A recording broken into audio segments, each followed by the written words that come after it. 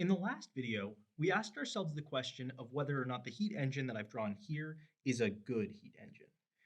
We said that there were several different criteria that we could consider, and we pointed out two of them. The first one was power. How much power can we get out of the engine? In other words, how much energy per time? If I want to make a car accelerate from 0 to 60 quite quickly, then I want an engine with a lot of power. The problem is that thermodynamics isn't a theory of dynamics, and so it can't answer questions like how fast can I do this process? The processes are assumed quasi-static. That left us with really only one criterion that we could evaluate using the methods that we've learned in classical thermodynamics. And that metric was efficiency. We hinted at what the metric might be, and today we're going to make it really formal. The first thing that I would like to do is come up with a definition that sort of seems to make sense based on our intuition. We know that a heat engine is some sort of a device that takes in heat and spits out useful work. So, okay, maybe we should define efficiency like this.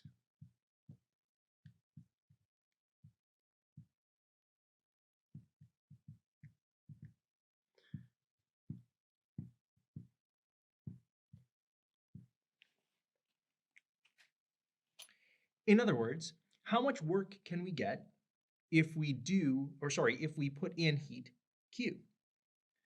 We attach the minus sign here because, again, if we do useful work, if the system does work on the user, then the work itself is negative. So we want efficiency to be positive, and therefore we stick a minus sign in. But there's a problem with this definition. The heat engine here, as well as all heat engines we encounter in this course, are going to be cycles in the state space of the simple system. So that means that delta U around the entire cycle is 0. Then by the macroscopic first law of thermodynamics, we say Q is minus W. And this poses an immediate problem because it implies that eta is just always equal to 1.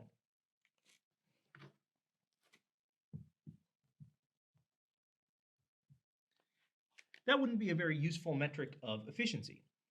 So how can we make things cleaner? And the answer is this. At some strokes of our engine, and we would say that this is a 3-stroke engine because there are 3 piecewise parts of it, there is heat coming into the system. In order for heat to come into the system, we need to provide some kind of a reservoir that is hot, that is going to give energy up to the system.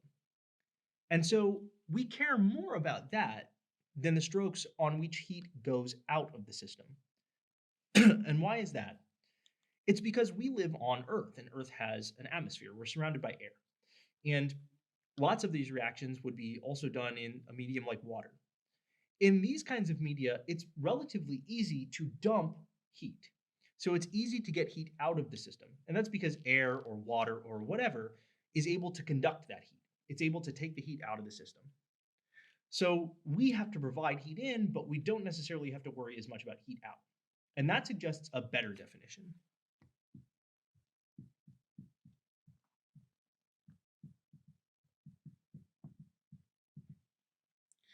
What we're going to do is define eta to be minus W over QH,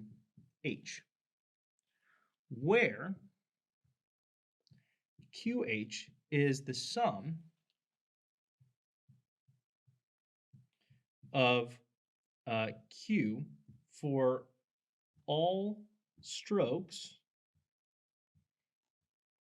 with positive heat.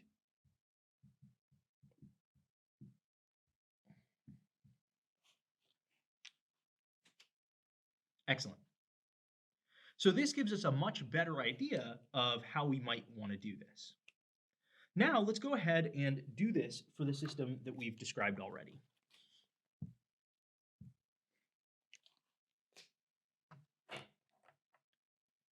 Okay, so we know that we have 3 strokes in this engine. The first stroke happens here, and it's isochoric. The second stroke happens here, and it's isothermal. And the third stroke happens here, and it's isobaric. So let's try to divide this whole cycle into these 3 strokes and find the heat for each of them. We already know the work, which I'll write down here.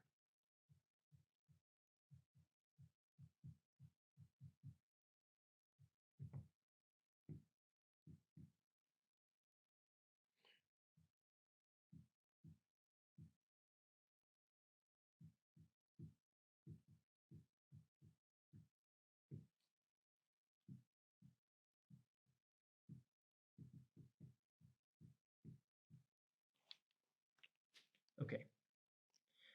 Now let's find the heat for all 3 of these steps. So I'll say Q1, which is going to be the integral over 1 of TdS, and similarly for Q2 and Q3. Let's go ahead and find these one at a time.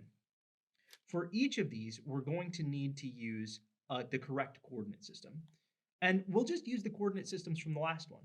Remember that for a line integral, what we want to do is find a coordinate system such that only one of the coordinates is non-constant on our curve. For this coordinate system, for this curve 1, a good coordinate system would fix n since n is fixed here, or would use n since n is fixed here, would use v since v is fixed here, and then could use a third variable, and p makes sense here.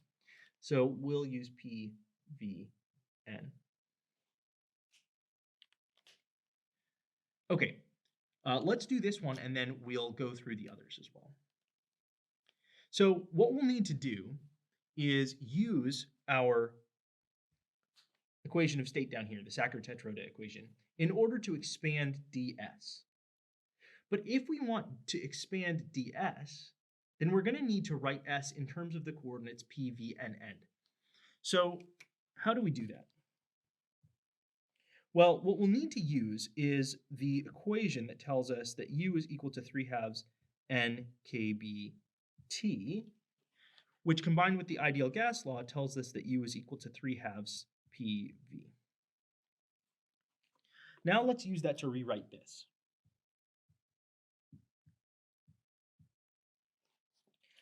Okay, so what's going to happen in the argument of the log is that this u will be replaced by a 3/2 p times v.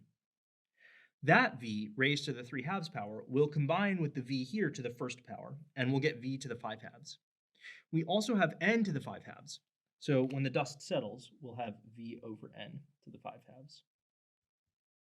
What's left is 3/2 p to the 3/2. And then still plus 5/2 n kb. Good.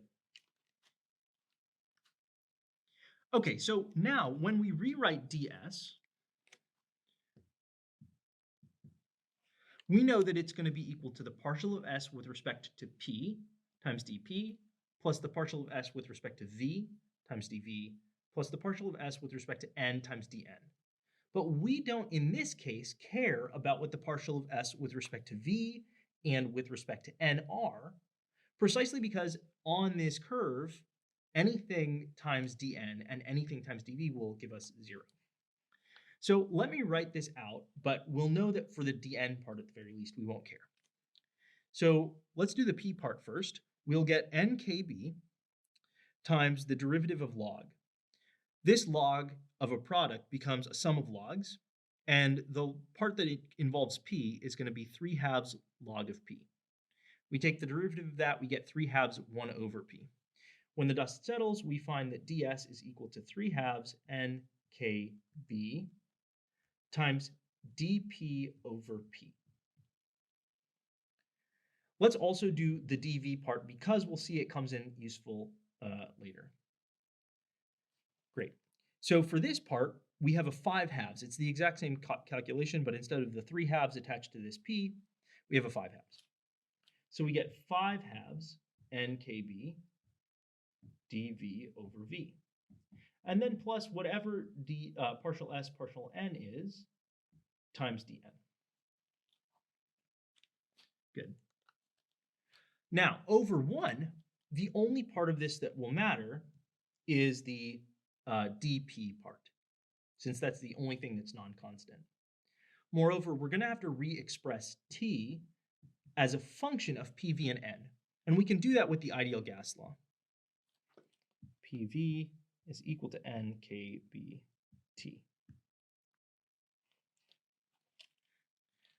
Okay, so let's do it. The integral over 1 of PV over NKB, which is what T is if we write it in terms of these coordinates, times 3/2 NKB dP over P. Remember, all the other parts of the one form will integrate to 0. Okay, well, we see there are a bunch of cancellations. NKB cancels, this P cancels, and we're left with just 3/2 V times the integral of dP. But notice that V is a constant on this curve. It's got a constant value of V naught. So at the end of the computation, this is 3/2 times V naught times the final value of P minus the initial value of P, since this just becomes the integral of dP itself. The final value of P on 1 is P, the initial value is P naught. Let's do the same for Q2. And this case is slightly harder. Here, we're going to want to use the coordinate system TVN, just as we did in the last video, because T and N are both constant on curve 2. Good. Now, we're going to need to expand ds in this case as well. So let me carefully write out s in this new coordinate system of t, v, and n. In this case, we'll want to use exactly this equation, u is equal to 3/2 n kbt. And the reason we'll want to use that is because we can just substitute that in for u, and since it only depends on t, then that will give us s in the correct coordinate system. So we have that this is also equal to n kb times the log of sigma v over n. Then it will be u, which is 3/2 n kbt, divided by n. The n's will cancel, so we just get 3/2 kbt to the power of 3/2 plus 5/2 n kb. Great. Now we can do the exact same thing here. We have that ds in this case is equal to, well, in this case, dn and dt are both exactly going to integrate to 0. So we really only care about the dt part. And here we do a very similar calculation to what we did before.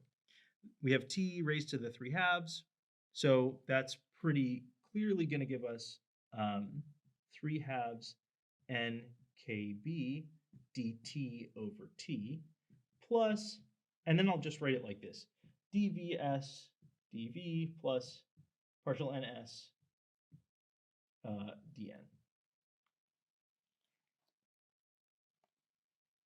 Now we just stick this in.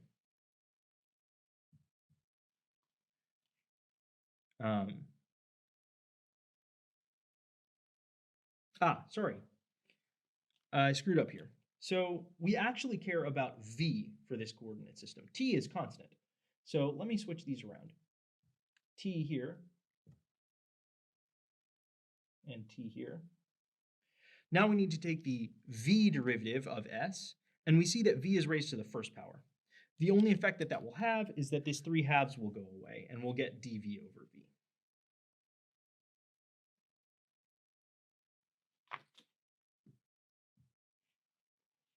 Okay. So now we can take the integral as desired. We get the integral over t, but t is a constant, so it comes right out, of ds. But ds, the only non-zero part, or the only part that doesn't integrate to 0, is this nkb dv over v.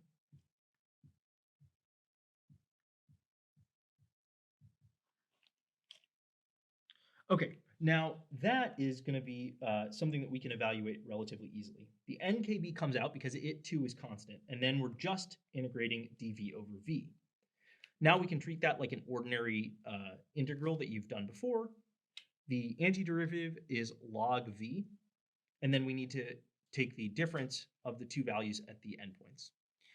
The final point in v space is v. The initial point in v space is v naught. So when all is said and done, we get nkbt times the log of v over v naught, exchanging the difference of logs for the log of the difference. Now let's do Q3, and then we're almost there. Okay, I've recorded our last solutions from the previous board. Now it's time to do Q3. So in this case, we're integrating over curve 3.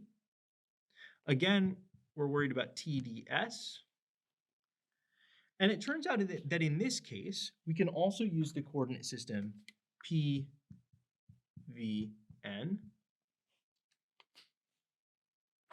because now P is constant and N is constant, only V is changing. I erased, unfortunately, our result for DS, but we can get it back quite quickly. In this case, the only one that we care about, the only one that is going to have a non-zero integral on curve 3 is the part proportional to dv. So what we get is the derivative of s with respect to v, and that derivative gives us a 5/2 out front.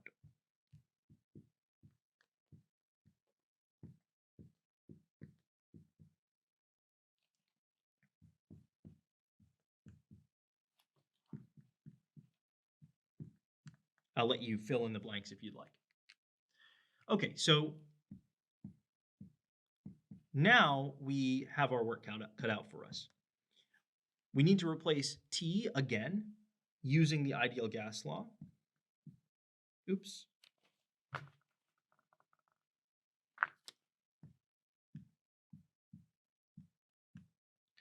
And then we need to write the part of ds that is going to have a non-zero integral.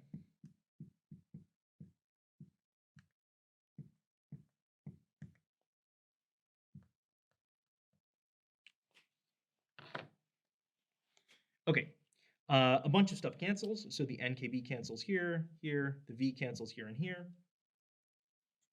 The P doesn't cancel, but it is a constant. That constant is P naught. 5/2 can come out of the integral as well, and we are left with just the integral of dv. That means that we get 5/2 times P naught times the final value minus the initial value of V. And notice that the final value now is V naught, whereas the initial value is V. What that tells you is that Q3 is actually negative, and so this does not contribute to QH. I'll leave it to you to check that Q1 plus Q2 plus Q3 does give us the value for W that we found before, which I'll write up again right now.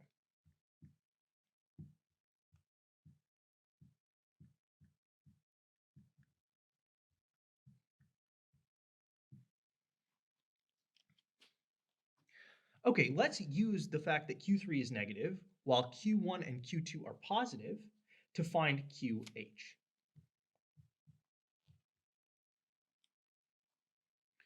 So this will be 3/2 times P V naught minus 3/2 P naught V naught plus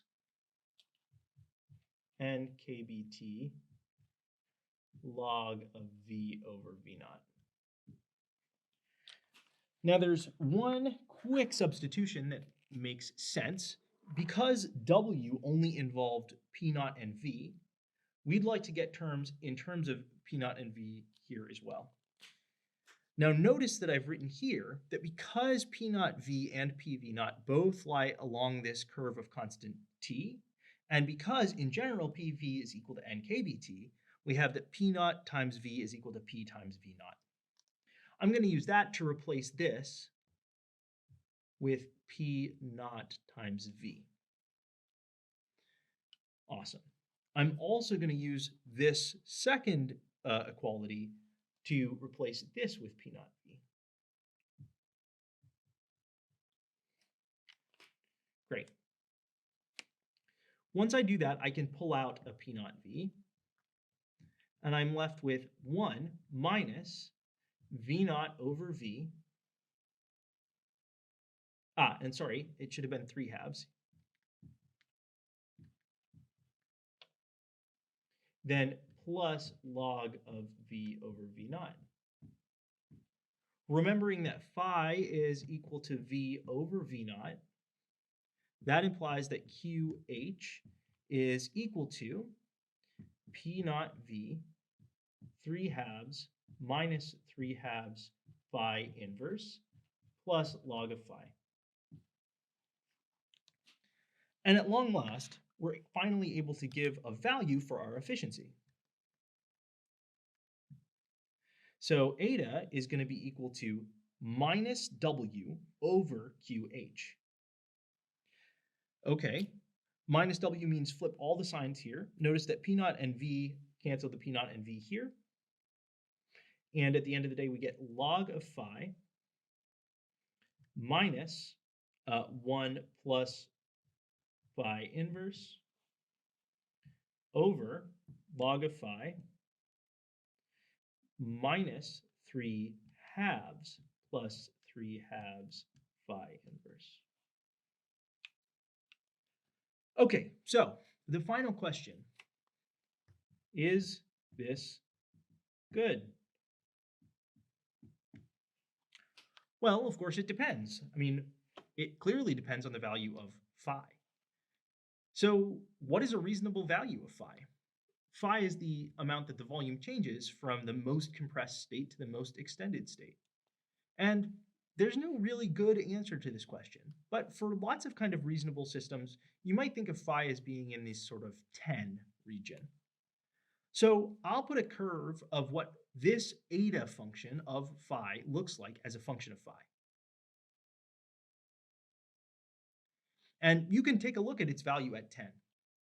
You'll notice that this engine does not perform particularly well in the sense that its efficiencies are not anywhere near 1. Next, it's time to answer the question of what is the most efficient that we can get. Is there a maximum efficiency engine? We'll get to that in the next video. Until then, thank you so much for watching. I'll see you in the next one.